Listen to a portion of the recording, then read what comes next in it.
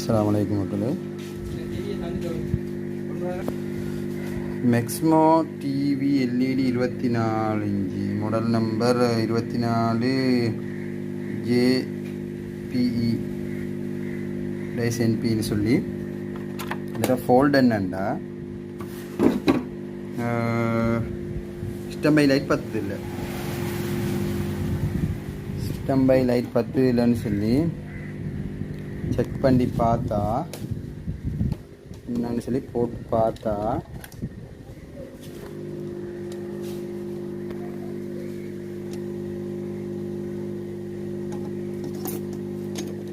Check பண்ணி பார்ப்போம் என்ன செய்யுதுன்னு.